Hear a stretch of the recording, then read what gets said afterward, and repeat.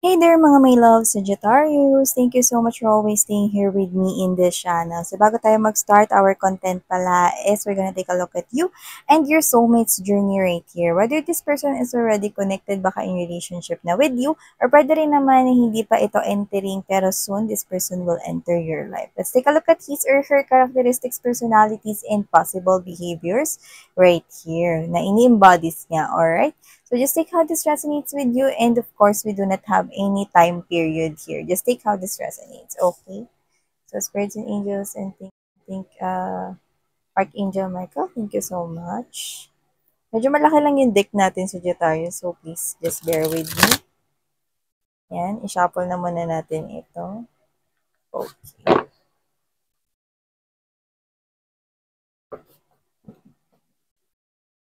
Shuffling is one way of an energy reader to gather the right energies na dapat makarinig ng mga messages na to. Okay, so let's see.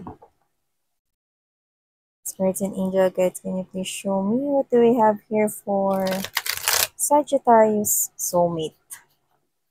Tell me something about his or her soulmate right here. Informations about his or her soulmate. Tell me something about this person here. This is for Sagittarius.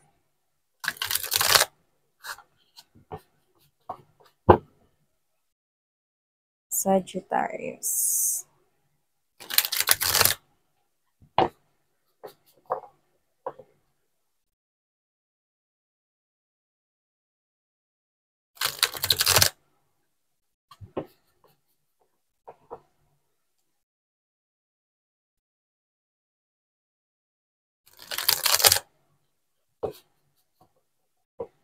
Okay, so let's see.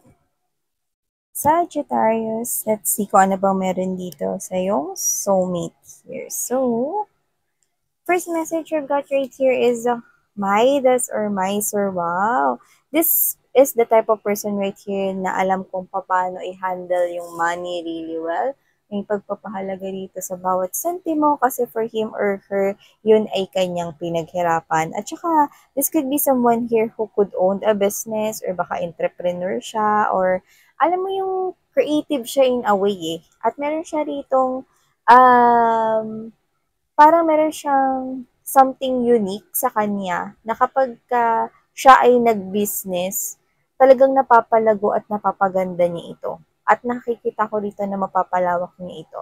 So, kung sino man to, this could be a boss already, a CEO of his or her own company, okay. So, yun na nakikita ko dito. This is someone here na merong kakayahan, no, na i-turn ang lahat into gold. So, ibig sabihin, this is someone here, no, na meron ditong parang has all the tools that he or she needs right here in order to achieve success, especially when it comes to money and finances right here. At saka hindi siya madamot, no?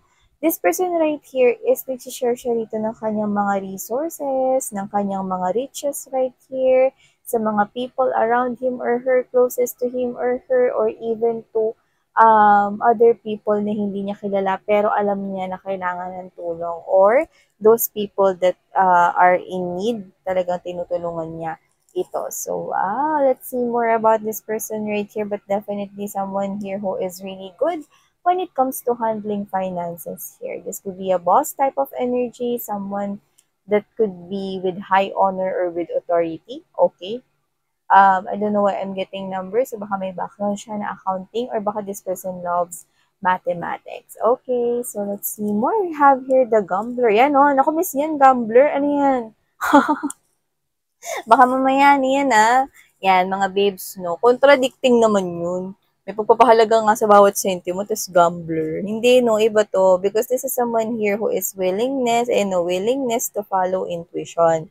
Even when others doubt him or her. So, ibig sabihin, this is someone here na kahit na maraming tao rito, no, ang tumataliwas sa desisyong gagawin niya, no, or sa pagpaplanong gagawin niya, siya tuloy pa rin. Kasi sumusunod siya rito sa kanya ritong intuition, no. Gambler is someone here na marunong sumugal dito, lalo na kung tama ang kanyang intuition. Kung nakakonect siya sa paggawa ng desisyon based on his or her intuition or nagpo-project siya based on his or her intuition, kahit na marami pang tutol dito, gagawin at gagawin niya pa rin ito, isasagawa at isasagawa niya pa rin ito. So, this is the type of energy right here na merong trust sa kanya ritong intuition at sa divine right here. Sa universe right here, this person is trusting the universe here. Yeah. So, this person doesn't need to be na mahilig siya sa mga energy readings or tarot readings, pero this person is trusting his or her intuition. Yeah. When it comes to decision making, no? Diba ganun yun, no? Yung example, if it is a boss, really a boss right here, this person is yung may pinaka-say ng desisyon, isn't it? Okay. So, meron siyang plano, meron siya ritong plano, no, na sometimes tinataliwas ng mga people under his or her supervision. Kasi, ay boss, wag nating gawin yan. Kasi, hindi yan makakabuti for us. Or kasi, hindi yan magiging maganda yung resulta. Yan. So, whatever the case may be, iba siya mag-isip. If other people is nakikitang hindi yun mag-work out, ano man yung desisyong gagawin niya, no, itutuloy niya pa rin ito. Kasi mas magtitiwala siya rito sa kanyang intuition niya, no? At mukhang itong tao na to, no, is lagi niya itong sinusunod at matagal niya itong ginagawa, no? Kahit naka-blindfold siya rito, oh, tinan mo, maaliwalas yung mukha niya rito at naglalakad lang siya rito ng payapa, no? To the point na alam niya rito, no, na hindi siya madadapa, hindi rin siya rito matatalisod, no? You know, papalimutan siya rito ng stars, no? Purple like colors right here is someone who is really inclined into his or her spirituality. So, this is an individual right here na hindi talaga naliligaw sa life niya. And I think yung kanyang success is based rin sa pagsunod niya ng intuition here. So, yeah, this is someone here na marunong sumugal sa sarili niya ritong intuition. Yeah, alam niyo mga babes, no, iba talaga yung desisyon kapag yung emosyon yung ginamit mo. Iba yung desisyon pag yung isipan or brain or utak mo ang ginamit mo, at iba rin ang desisyon kapag ang intuition mo ang ginamit mo. Okay?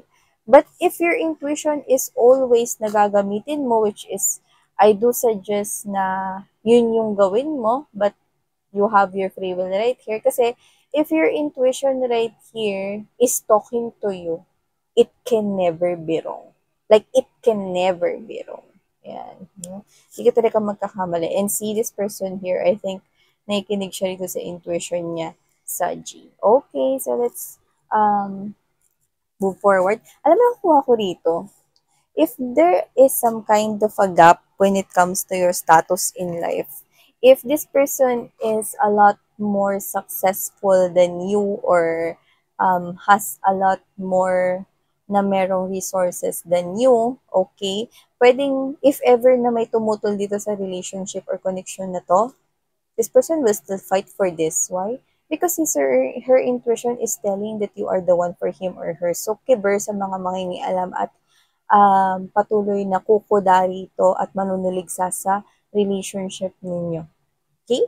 So, ibig sabihin, this person is ready sumugal na ipaglaban ang connection with you. Taray! So, tinan ba natin rito sa G? We also have here the trickster. Ano ba yan, miss? Yan! Gambler tas trickster. Yan, mga babes, na hindi ito yung trickster na magti-trick rito, no? Tapos, pagpikit mo, wala nang laman yung wallet mo. Hindi, no? Because with this trickster, yan, no, transcending convention, stuffiness, and predictable behavior. So, this is someone here na hindi nagmamanipulate ng others, no?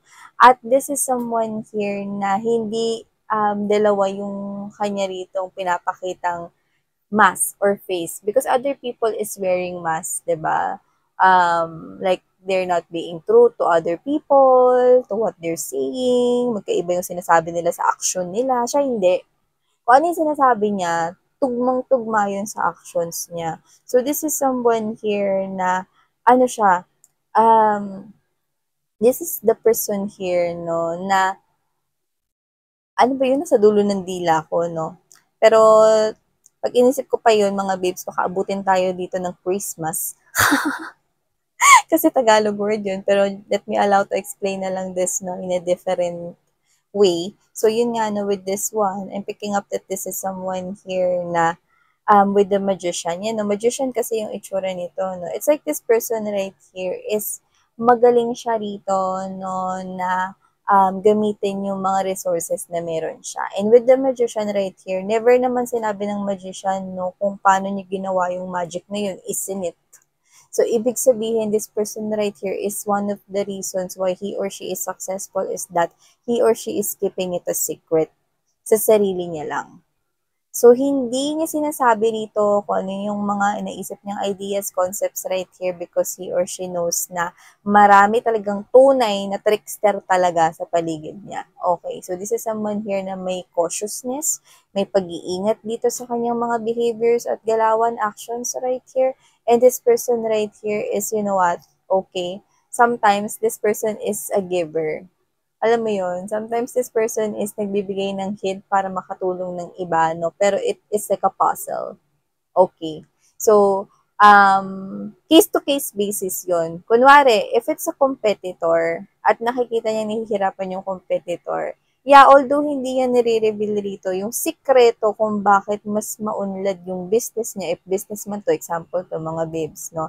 This person will still help that competitor here. Magbibigay siya rito ng parang obvious, no, na tip, pero it's either kung maiisip ng competitor yon, no, kumbaga kung mapifigure out niya, no, yung bibigay na sign at clues, no, para matulungan rin siyang umangat, yan, no, then good for him or her.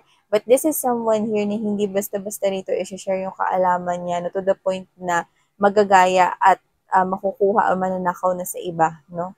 Yung mga panglabar niya rito na mga ideas, concepts, no? Especially kung businessman ito. Yung mga tactics niya rito, no? Pagdating sa success yan, no? Sinashare niya ito pero dapat paghirapan mo pa rin. Yan, no? Alam mo, business-minded siya, no? Yun nakita ko rito, no? Talagang pagdating sa financial, no? Sobrang very cautious siya, which is I do get na hindi naman siya kuripot, pero mas pinaprioritize niya rito kung ano yung mga dapat unahin, no? Tsaka alam niya, no, na dapat ay ang isang person is dapat na magsumikap, no, at paghirapan yung kanya ritong success, no, at hindi to basta pulutin lang ng iba.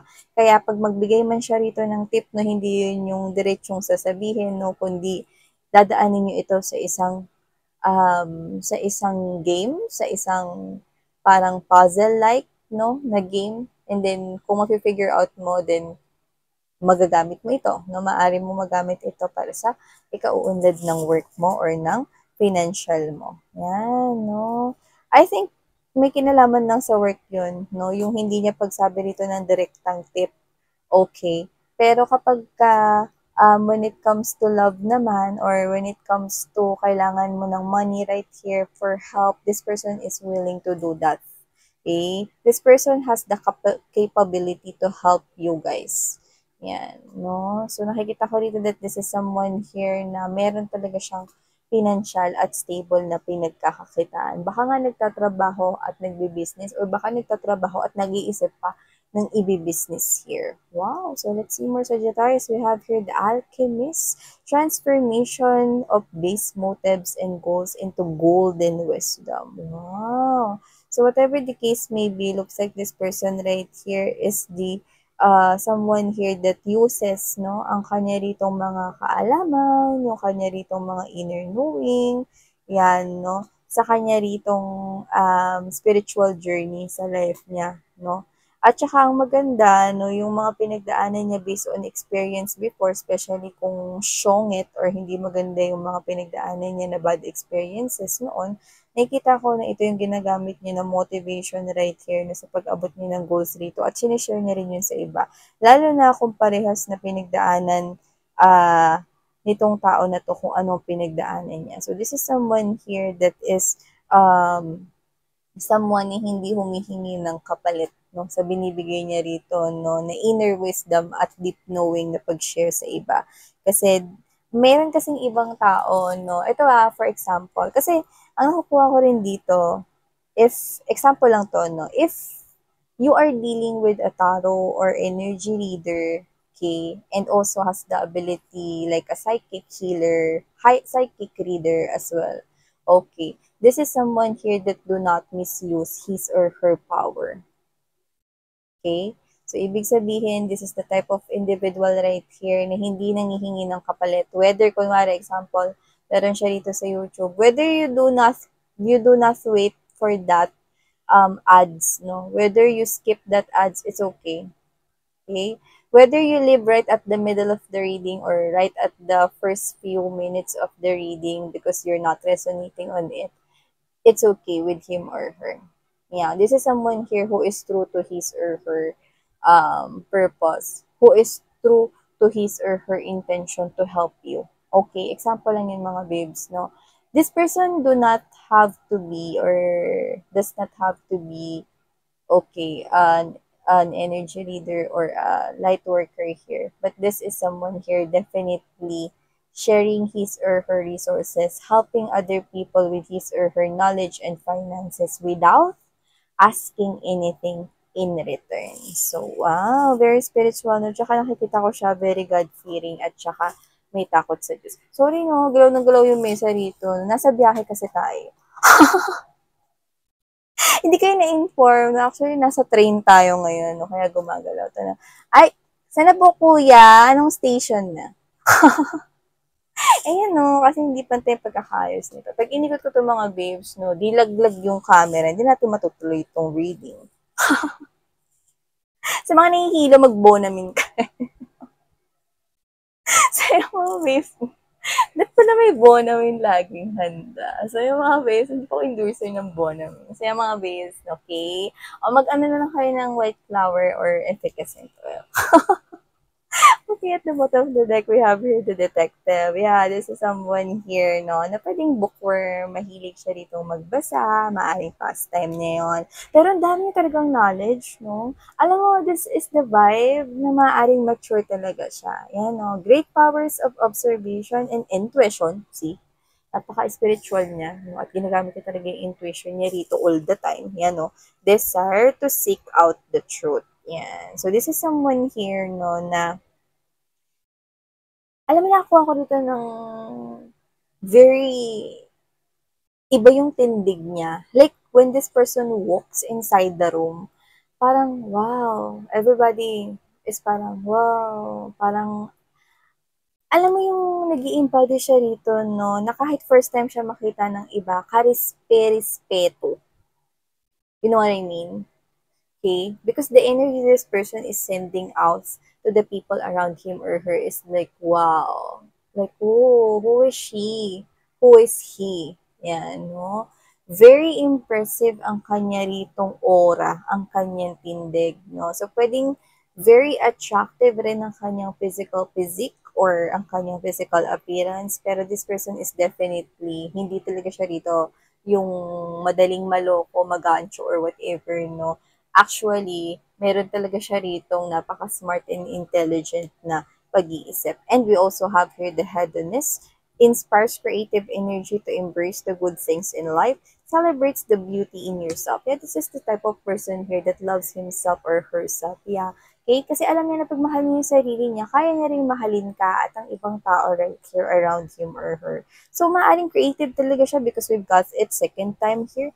So, whoever this individual is, looks like, oh, this person is experiencing some kind of abundance and prosperity in life. See, oh, at maraming greens, no? Talagang lumalabas rito na successful siya when it comes to money and finances. And this person is actually, oh, beautiful and pwedeng sexy. Wala tayong gender dito, no? Pero napaka-impressive pala, no? Alam mo yung matalino na, no? Tapos, pag tumindig pa talaga, no? Iba. Yan, no? Tsaka nalikan yung sarili niya. This person could be going to gym, might be doing meditation or yoga right here, but doesn't have to be. Pero, this person is doing some kind of healthy lifestyles here. So, wow. So, let's see more, Saji. Tell me more for Sagittarius. Soulmate right here. What else? For my Sagittarius soulmate here.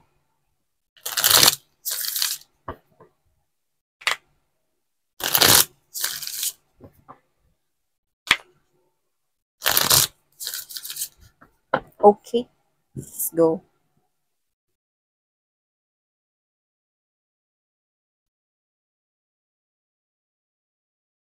Ooh, very spiritual talaga with the mystic, no? Siguro first impression mo sa kanya, hindi mo mabasa, no, kung anong klase siya ritong individual. Yeah, this is someone here who could be appearing as someone who is really mysterious, like mysterious to the point na nagkakaroon ka ng interest na makilala siya kasi yung parang naa-attract ka na parang magnet, no, na para ka rito nakainom ng potion, no, na gusto mo siya rito, no, nalapitan, kilalanin pa more. Very attractive yung energy, yung vibe niya, no?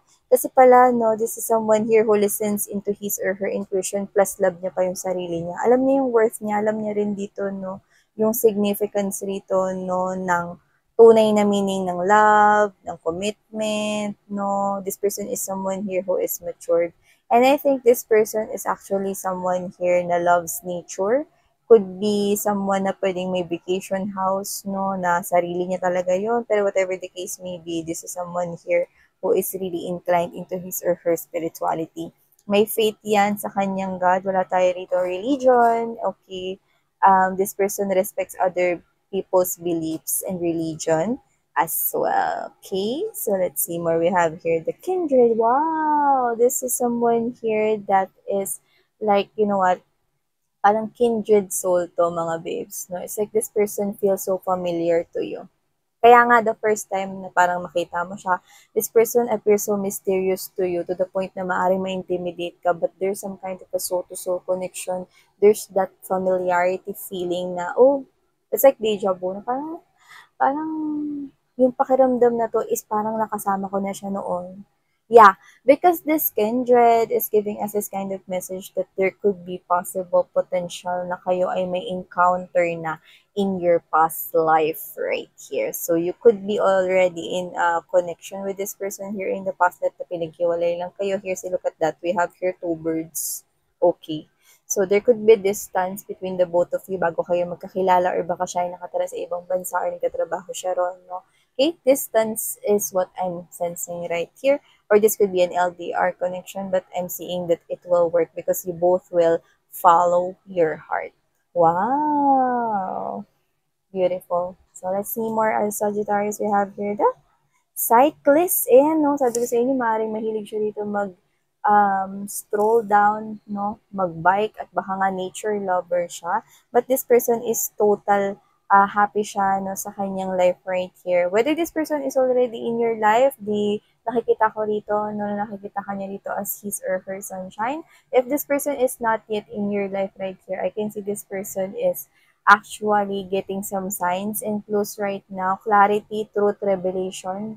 Okay, because the sun is right here that there is something blooming for his or her life and it has something to do with his or her emotions, passion. Yan, no? So, maaaring ikaw ang magbubuhay kung single ka pa lang ngayon, no, ng kanyang mga dugo. Papunta rito, no, sa kanyang puso. Yan, no? So, wow. So, let's see, more Sagittarius, we have here the fears, definitely. Tinan mo yung tindigan niya. See? This person has the guts right here, no? This person right here is giving me that vibe of someone who is confident, satisfied, contented sa life niya, no? But this person is actually searching for someone like you. His or her sunshine. So, tinan mo kung gaano magkapareho yung bulaklak dito. Yun, no? Yan, no? Nagbubloom yun, no? Nagbubloom yun, mga babes, so. Dito, oh, bukadkad na yung flower dyan, no? Same flower lang rin yun. So, whatever the case may be, it looks like this person, you will add happiness into his or her life, and of course, vice versa right here. And this person is embodying me this kind of energy na mas lalo siyang motivate as may inspired rito na magpatuloy sa kanyang life's journey because of you. Yeah, because of you. Ooh. Yeah, okay. So, that is a Korean song, no? Pero English yung part na kinanta ko na yung mga beats, no? Yes, so let's see more we have here. The release. So, I'm picking up that this person right here could be releasing right here some kind of stress or baka this person ended something, a situation, okay? But I'm not getting na ending ng situation with a with a lover or with a partner right here. I think this person meron lang nag-end sa kanya, pwedeng end of contract dun sa business proposal, tapos new contract na naman, no? Or this person right here could lost someone here like a death of a loved one or whatever the case, maybe just take out this resonance, ganun na vibe. Pero I don't think na loss na nakipag-break siya recently. Pero maaaring healing, yes. Okay, maaaring ang nire-release niya dito is yung nga, no, nag-heal siya, no, from being broke right here. Okay, any reason could possibly na pwede. So yeah, opportunity. This person with the TV gives me the vibe that this is someone here na parang magbibigay sa iyo, no, ng teleserye or malaki drama rito na vibe. Because this is definitely love forming here. Yan, no? There's a portal right here na parang lulusot siya dyan, no? But I'm also picking up this vibe na maaaring may social media siya to the point na napapanood siya rito, this person that you're dealing with. But with this TV, doesn't have to be na famous siya, okay? Pero kasi this person right here is may goth, no? Na parang yung aurahan niya, na pwede siyang pang-artista kind of thing. Yan. So, just take how this resonates, mga babes, no? Pero, your person is, wow, very impressive, no? So, may itsura na, no? Tapos, maapil pa, matalino pa. Wow! So, claim this, Sagittarius. Thank you so much. Sarang life. Annyeong.